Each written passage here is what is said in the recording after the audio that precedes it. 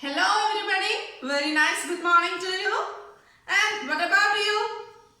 Fine, good. Then today I have some corrections for you. Here, I have grouped some stones into 1, 2, 3, 4, 5, 6 and 7. Okay? And each group represents the number of corona patients. In an order, first week, second week, third week, fourth week, fifth and sixth, seventh weeks. Okay. Then as we know, we are facing a critical situation and the number of patients, yes, increasing day by day. Then from this data, we can analyze in the first week, yes, number of patients too small, is it? And moving to the next, it is, yes, increasing, is it? Then, by collecting a data, we can understand in between the highest and the lowest, there is a value to which the whole data is concentrated.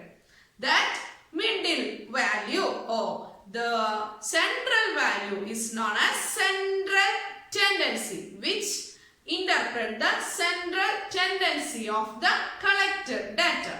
We can interpret its progress. Is it? As we collected the patient's number. For the last weeks, we know it is about 2000 in the first days. And then it becomes to 1000 something. Is it? Then increasing. So, there is a lag. Increasing, decreasing, increasing, decreasing. So, for interpreting means we can say in the next week or coming week, it will be like that. It is the meaning of interpretation. For example, in the rainy season, we get information like that there will be this much rain in the next day. There will be this much flow of wind in the next day. See, all these data are given by the interpretation of collected information. Is it clear?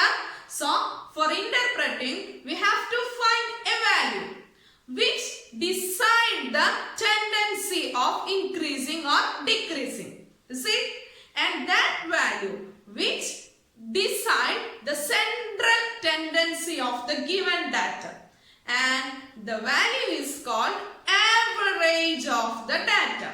The value average decide the central tendency, whether it is increasing or whether it is decreasing or whether it is capable of this much. You see, in this chapter we are going to study 4 terms of average, 4 measurements of average. Then ready? Let me start. Today we are going to find mean, median, mode and range of a given data. Ready? We have given scores of a cricketer in 8 innings and the values are here. Now we are going to find out the mean. And what I did here? Yes, the total scores divided by number of scores. See, that is sum of values divided by number of values. It is the mean of this data. Clear? It is the mean. That is, it is an average. Next, median. And here, the median is given by 45.5. Can you say how we found the median? Yes, first arrange the numbers in good ascending order. See, first arrange the numbers in ascending order and pick out the very good middle terms. Pick out the middle terms. Here we have given 8 numbers So number of data is even. So we have two numbers in middle. Whether the number of data are odd, we have only one number in the middle. Is it clear? So here we have two terms in middle. Take the mean of two terms. Clear? So the data, median of data is 45.5. Clear? Next, it is mode. Mode is the most repeating value in the given data. Here we know no value is repeated. So, no mode. If, for example, 40 repeated 3 times, 45 repeated 2 times, then which is the mode?